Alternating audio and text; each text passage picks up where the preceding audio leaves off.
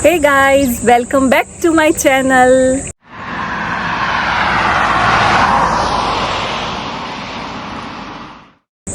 आप इस बार कुछ हमसे अलग चाहते थे ना।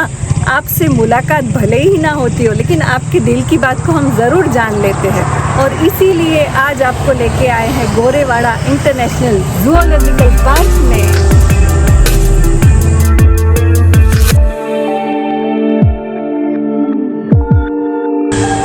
गाइज, आप हर एक व्लॉग में वैसे तो हमारे साथ एक बब्बर शेर को देखते ही है, उसके दर्शन आप करते ही रहते हैं, लेकिन आज उस बब्बर शेर के अलावा लेपर्ड, टाइगर और दूसरे एनिमल्स दिखाएंगे।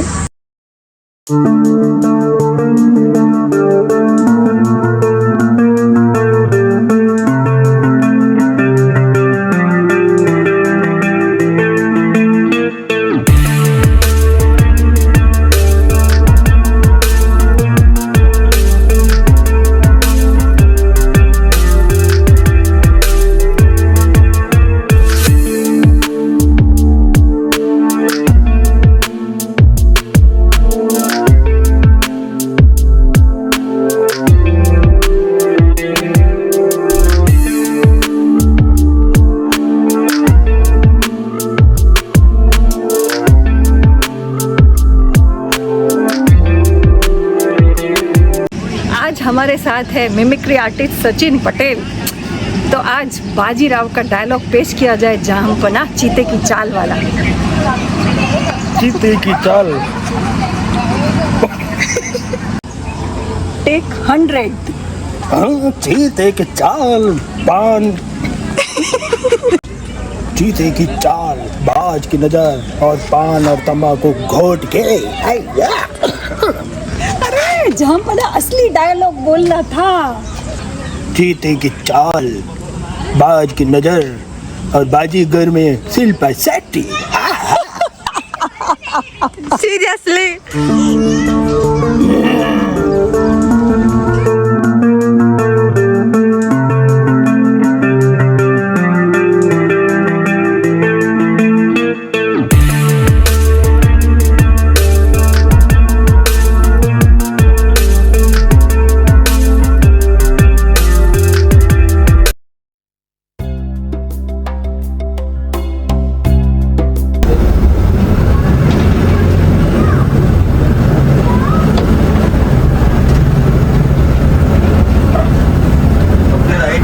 अपने लेफ्ट साइड में एक लेपर्ड है, लेफ्ट साइड में ध्यान दीजिए। लेफ्ट साइड में पेंटिंग में दीजिए, साथ में पार्किंग परमिशन दूंगा तो लेपर्ड की सेटिंग हुई है।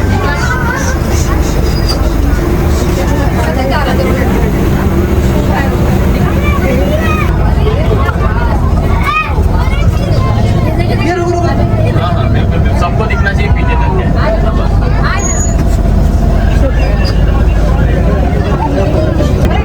चीता नहीं है अपने इंडिया में 1956 के बाद से ही इंडियन जो चीता है अपने एक्सटेंड हो चुके हैं। ये लेपर्ड है, तेंदुआ।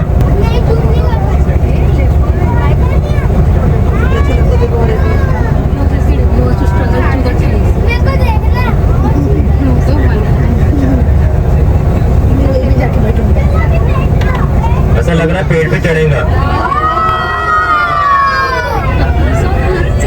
जय बात ट्रंक के पास में एकदम, एक्चुअली जो ट्रंक है उसके बाजू में ये जो ट्री दिख रहा है उसके बाजू से। Silent silent please.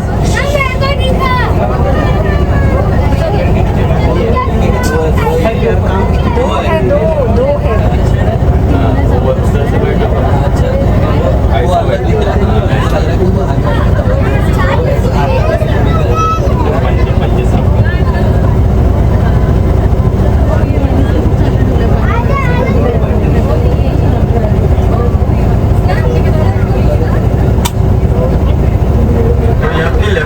खत्म होती है, आगे बढ़ेंगे हर्बीवोर सफारी के लिए, घास, पत्ती, फ्लावर और फ्रूट्स खाने वाले एनिमल्स के साथ। हमारे साथ बहुत ही प्यारी सी ऑडियंस बैठी हुई है। एक बार सब गजानन महाराज की जय।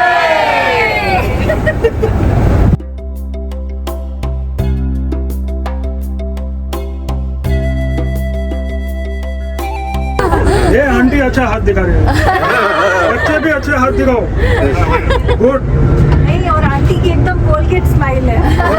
सबसे राइट साइड में जो क्रॉल बनाई है उस पर ध्यान देंगे, सभी भालू होंगे, वहाँ पे 6 भालू है। तो यही जो भालू एक्चुअली रूट का काम चलने की वजह से उनको शेल्टर में लिया गया है, क्रॉल में लिया गया है, नहीं तो ये नेचुरल जो सफारी करते हैं ना, वही यही एनिमल्स को छोड़ा जाता है। से हेलो।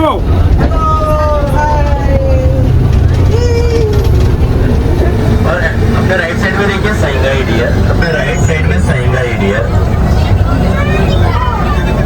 साइंगाई डियर पॉइंटलेस डियर है, हिल डियर या धामीन डियर बोला जाता है। डियर की खासियत बताता हूँ, पूरे वर्ल्ड में सिर्फ 260 ही बचे हैं, वो भी मणिपुर। अच्छा। मैंने एक्सटेंट के कगार पर है, इंडिजिट स्पीशीज में काउंट किया जाता है, सिर्फ 260 बचे, यानी 260 से लेकर 300 के आसपास मैंने काउंट किया गया इनको। सिर्फ इतने ही बचे पूरे विश्व में, यानी पूरे वर्ल्ड में सिर्फ अपने इंडिया में ही पाए जाते हैं, वो भी मणिपुर में। लोग तक लेक करके वहीं पे उनके वाले जो हैबिटेट, नेचुरल हैबिटेट वहीं पे पाया जाता है। तो देखो किस तरह से लग रहा है, सॉक्स और शूज पहन कर रखे हैं।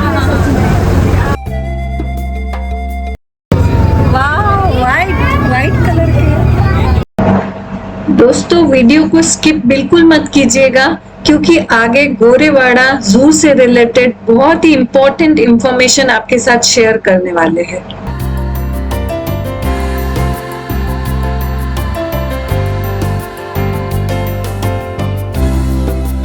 और ये एरिया में वैसे तो 2 टाइगर लाए गए, लेकिन 2 में से सिर्फ एक ही टाइगर को छोड़ा गया है, जिसका नाम राजकुमार है।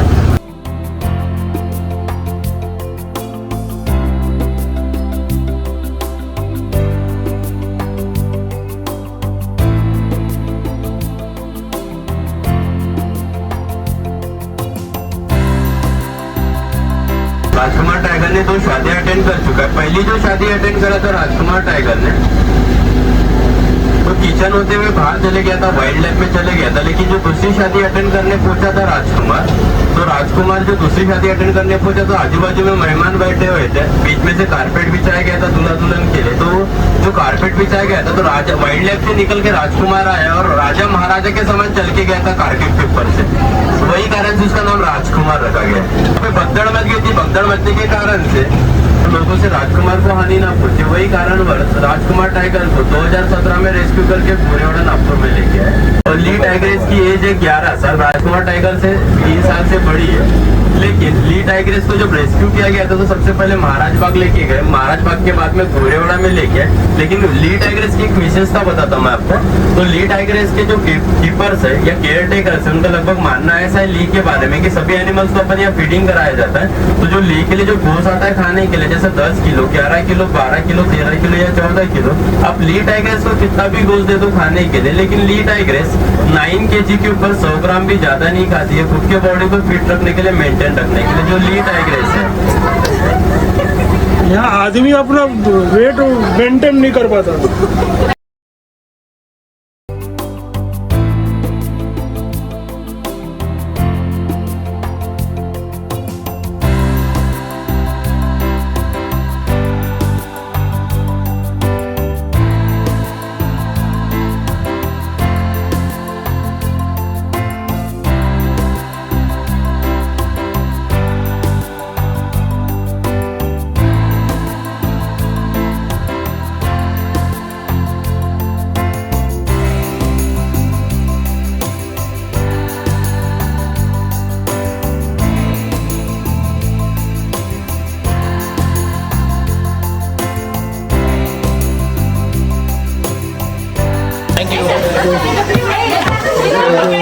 ये स्पेशल हमारे एंजॉय करने वाले 4 बच्चे। ये हमारे बच्चे हैं, ये देखो उड़ीसा से आए हैं। उड़ीसा से है। वाह, ओके, वाह। अच्छा, ये तो ट्विंस है। वो 2 ट्विंस से। अच्छा अच्छा अच्छा। आप लोगों को सब कैसा लगा अभी? मजा आ गई? सफारी सक्सेसफुल रही। बढ़िया बढ़िया बढ़िया। चलो okay, thank you very much. प्रिय, बोलिए। इतना सुंदर वातावरण है, आज क्या करेंगे? कुछ नहीं करेंगे, खंबे के नीचे, लाइट के नीचे खड़े रहे। दोस्तों आइए मिलते हैं गोरेवाड़ा इंटरनेशनल जू के जनरल कैरेक्टर से, दीपक सावंत जी से, और उनसे जानते हैं यहाँ की पूरी डिटेल इंफॉर्मेशन। नागपुर के जो लोग हैं वो जानते हैं कि नागपुर के आसपास टूरिस्ट प्लेसेस की बहुत कमी है। Right. अगर आपके घर में कोई मेहमान आता है तो उसको कहीं घुमाने लेके जाना है तो नागपुर में कोई ऐसी स्पेसिफिक जगह नहीं थी। तो गवर्नमेंट भी काफ़ी सालों से सोच रही थी कि एक नागपुर में कोई इंटरनेशनल लेवल का प्रोजेक्ट हो जिससे नागपुर में टूरिज़्म डेवलप हो, यहाँ के लोगों को कुछ रोज़गार मिले, यहाँ के लोगों को कुछ नई अपॉर्चुनिटीज़ मिले। इसलिए कई सालों से नागपुर में ऐसी कोशिश चल रही थी। तो नागपुर बीइंग टाइगर कैपिटल, जैसे आप जानते हैं कि नागपुर के आसपास बहुत सारे टाइगर रिजर्व्स हैं और बहुत सारे लोग दुनिया भर से नागपुर आते हैं और नागपुर से फिर ताडोबा हो गया, पेंच हो गया और कई जगह है जहाँ पर टूरिज़्म के लिए जाते हैं और बेसिकली वो वाइल्ड लाइफ लवर्स होते हैं। तो गवर्नमेंट का शुरुआत से फोकस यही था कि नागपुर में कोई टूरिज़्म रिलेटेड एक्टिविटी हो और जो ये इंटरनेशनल क्राउड जो नागपुर में आ रहा है या नागपुर से पास हो रहा है बिना नागपुर में रुके हुए, उनका बेनिफिट यहाँ के लोकल लोगों को हो। इस तरह से गवर्नमेंट की सोच थी। तो उन्होंने एक इंटरनेशनल स्टैंडर्ड ज़ू बनाने का यहाँ पर प्लान किया था। तो इसके लिए गोरेवाड़ा जो नागपुर के रेलवे स्टेशन से लगभग 8-9 किलोमीटर की दूरी पर है, ये सिटी के अंदर ही 2000 हेक्टेयर का फॉरेस्ट लैंड है। तो ये जगह सिलेक्ट की गई इस तरह के प्रोजेक्ट के लिए। तो इसमें शुरुआत से ये बात क्लियर थी कि ये जो भी प्रोजेक्ट बनेगा उसका इंटरनेशनल स्टैंडर्ड का होना ज़रूरी है ताकि हम पूरे दुनिया भर के क्राउड को हैंडल कर सकें। तो 2006 में इस प्रोजेक्ट की शुरुआत हुई थी, इसका पहला प्रपोजल बना था।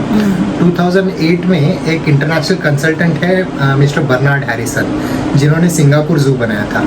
तो उसी कंसल्टेंट को लेके इस प्रोजेक्ट का डीपीआर बना था। उसके बाद उसका फॉर्मल अप्रूवल और कुछ गवर्नमेंट की प्रोसेस होती है, वो सब होते होते 2015 आ गया और 2015 के बाद ये प्रोजेक्ट थोड़ा फास्ट ट्रैक बना। इसका इंटरनेशनल स्टैंडर्ड, उसका एक लुक एंड फील मेंटेन करने के लिए गवर्नमेंट चाहती थी कि ये पब्लिक प्राइवेट पार्टनरशिप पे बने। लैंड गवर्नमेंट की होगी और इसका डेवलपमेंट, इसका ऑपरेशन कोई प्राइवेट इंडस्ट्री से करे ताकि उसका एक सर्विस स्टैंडर्ड हमेशा मेंटेन रहे। तो उसी तरह से ये प्रोजेक्ट बनाया गया। फिलहाल अभी हम नया प्राइवेट पार्टनर ढूंढ रहे हैं। जब तक प्राइवेट पार्टनर नहीं मिलता तब तक government of Maharashtra, forest development corporation of Maharashtra की तरफ से ये प्रोजेक्ट डेवलप और ऑपरेट कर रही है। तो अभी ये प्रोजेक्ट जो 2000 हेक्टेयर हम बोल रहे थे, तो 2000 हेक्टेयर में हमने एक रिजर्व फॉरेस्ट का पैच रखा है जहाँ पर लोग जंगल सफारी कर सकते हैं। यहाँ पर आप जिप्सी से जंगल घूम सकते हैं। अगर आपके पास खुद की व्हीकल है तो आप खुद की व्हीकल से भी वहाँ पर जा सकते हैं। गोरेवाड़ा का मेन अट्रैक्शन है गोरेवाड़ा लेक। गोरेवाड़ा लेक से नागपुर सिटी को पीने का पानी सप्लाई किया जाता है। तो ये लेक का प्रोटेक्शन करने के लिए Gorewada reserve forest actually establish किया गया था। तो इसी रिजर्व फॉरेस्ट में सफारी चलती है और ये लेक जो है ये विंटर्स में कई हजार माइग्रेटरी बर्ड्स को अट्रैक्ट करता है। तो विंटर्स में लोग यहाँ पर बर्ड वॉचिंग के लिए आना प्रेफर करते हैं। तो गोरेवाड़ा का वो टूरिस्ट अट्रैक्शन पहले से था। अभी हमने ये लेक और रिजर्व फॉरेस्ट को डिस्टर्ब ना करते हुए एक अलग हिस्सा जो काटोल रोड है उसके साउथ साइड में हमने 564 हेक्टर्स का एरिया आइसोलेट कर दिया for development of international standard zoo. इसमें टोटल 564 हेक्टर्स में हमने अभी सिर्फ फेज 1 का कुछ पार्ट कंप्लीट किया है जो है इंडियन सफारी। इंडियन सफारी में 4 कंपोनेंट्स हैं। ये टोटल 115 हेक्टर्स का डेवलपमेंट अभी कंप्लीट हो चुका है। तो इन 4 सफारी में आप लेपर्ड सफारी देख सकते हैं, उसके बाद स्लॉथ बेयर सफारी है, फिर हर्ब्यूवर सफारी है और फिर एंड में आपको टाइगर सफारी है। अभी इसका एक्सटेंशन फाइनल स्टेज पे आया हुआ है जिसको हम वॉकिंग जू बोलते हैं। तो वॉकिंग जू जो है वो गोंड ट्राइबल थीम पर बना हुआ है। इसमें छोटे छोटे जानवर जो हम सफारी एनक्लोजर में नहीं दिखा सकते वो छोटे एनक्लोजर में हम एग्जिबिट करने का प्लान है। इसकी जो प्लानिंग है उसमें हमने वो एक international look and feel maintain करने की कोशिश की है। इसकी जो सर्विसेज है, इसका जो एनिमल अपकीप है, वो सारा हम ग्लोबल जो कि बेस्ट प्रैक्टिसेस है वही यहाँ पर फॉलो कर रहे हैं। और सर ये इंडिया का सबसे लार्जेस्ट जू है ना? हाँ, ये जब कंप्लीट होगा तो this will be India's largest जू। ओके। और ये जो प्लान अभी बता रहे हो तो वो कब तक में संभावना है पूरा होने की? अगर कोई प्राइवेट इन्वेस्टर जल्दी मिल जाता है तो ये थोड़ा स्पीड अप हो जाएगा। गवर्नमेंट के प्रोसेस में उसको कम से कम 5 से 10 साल लगेंगे। ओके। और ये स्टार्ट कभी हुआ था इसका ओपनिंग? इसका इनॉग्रेशन हुआ था 26 जनवरी 2021 को। हमारे जो ऑनरेबल चीफ मिनिस्टर है मिस्टर उद्धव ठाकरे, उनके हाथों से इसका इनॉग्रेशन हुआ और 27 जनवरी 2021 से ये पब्लिक के लिए खुला हो गया। अभी हम इस साल इसका नया एक्सटेंशन भी प्लान कर रहे हैं। तो अभी हमारा अफ्रीकन जू का कंस्ट्रक्शन शुरू होगा। तो अफ्रीकन जू बहुत ही यूनिक कंसेप्ट है इंडिया के लिए। हम यहाँ पर पूरा एक 65 हेक्टर का एक अलग इंडिपेंडेंट जू बना रहे हैं जिसमें सिर्फ अफ्रीकन एनिमल्स होंगे। तो 33 स्पीसीज अफ्रीकन एनिमल्स के हम यहाँ पर प्लान कर रहे हैं, जो दुनिया भर के अलग अलग जू से हम यहाँ पर लाएंगे, पर उन सब का ओरिजिनल डिस्ट्रीब्यूशन जो है वो अफ्रीका से है। वहाँ का जो लैंडस्केप है, वहाँ का जो ओवरऑल लुक है वो अफ्रीकन सवाना से मैच करता है। तो अगर जब लोग यहाँ पर घूमने आएंगे तो वो अफ्रीका में घूमने का आनंद इंडिया में नागपुर में ही ले सकेंगे। बहुत ही, और यहाँ का सब बनाया भी इतना खूबसूरती से ना, गार्डन वगैरह बहुत ही प्यारा है। यानी कोई आया तो कैसा उसका पूरा दिन यहाँ पे स्पेंड हो जाता है। तो सर यहाँ पे जैसे गार्डन एरिया है, वहाँ अगर कोई पिकनिक के लिए आता है तो अपना खाना वगैरह भी लेके सब एंजॉय कर सकते हैं क्या? अभी हमारे यहाँ कैफेटेरिया है। तो कैफेटेरिया होने की वजह से हम लोगों को रेकमेंड नहीं करते खुद का खाना लाना है यहाँ पर। थोड़ी गंदगी भी फिर उस वजह से फिर हमें वो फूड लोग कहाँ बैठेंगे उस पर हम फिर कंट्रोल नहीं कर पाते, इसलिए हम लोगों को सिर्फ कैफेटेरिया एरिया में ही फूड अलाउ करते हैं। हमारे यहाँ एक सुवेनियर शॉप है जिसमें आप गोरेवाड़ा, वाइल्ड गोरेवाड़ा के अलग अलग आप सुवेनियर्स ले सकते हैं, आपकी यादें बना सकते हैं। हमारे यहाँ बहुत ही स्पेशियस पार्किंग है, तो आप कहीं से भी आ रहे हैं आपको गाड़ी लगाने की कभी दिक्कत नहीं होगी। और ये जू आप बना नहीं सकते, जू इवॉल्व होता है टाइम के साथ। तो अभी हमारी शुरुआत है, तो काफ़ी कुछ नई चीज़ें आएगी। हमने जो प्लांटेशन किया है उसको भी बढ़ने में थोड़ा टाइम लगेगा। इसका आने वाले दिनों में लुक जो है वो और एनहांस होगा। ओके ठीक है। और सर जैसे अभी किसी को कांटेक्ट करना हो या फिर यहाँ ऐसा दूसरा कौन सा कोई नंबर से कुछ है तो आप हमारी वेबसाइट है wildgorewaada.com। तो आपको पूरी इन्फॉर्मेशन इस प्रोजेक्ट से रिलेटेड हमारे वेबसाइट से मिल जाएगी। हमारे कॉन्टैक्ट नंबर्स उस वेबसाइट पर है। आप ऑनलाइन टिकट बुक करके यहाँ पर आ सकते हैं। यहाँ पर भीड़ काफ़ी होती है, तो वी एडवाइस कि आप जब भी आए ऑनलाइन टिकट बुक करवा के आए। भीड़ में आपको वीकेंड में तो बहुत ही मुश्किल होता है लोगों को टिकट मिलना, इसलिए भी ऑलवेज एडवाइस कि आप ऑनलाइन टिकट बुक करके ही आए। ओके। तो सर इसका जो टाइमिंग है वो मतलब किस तरह की टाइमिंग है, जैसे जो बसेस वगैरह की जो कब से कब स्टार्ट रहता है? हमारे यहाँ पर मतलब जून से लेकर मार्च तक, जब नागपुर का टेम्परेचर बहुत ही अच्छे रेंज में होता है, उस वक्त हम सुबह 8:30 से लेकर शाम को 5:30 बजे तक हम वो खुले रहता है जू। इसमें आपको हर 10 मिनट में आपको सफारी बस मिलती है। हमारे यहाँ एसी बस का ऑप्शन है, नॉन एसी बस का ऑप्शन है, और ये सारी बस बेंज कंपनी की है। तो हमने लोगों के कंफर्ट का भी बहुत अच्छे से ख्याल रखा है।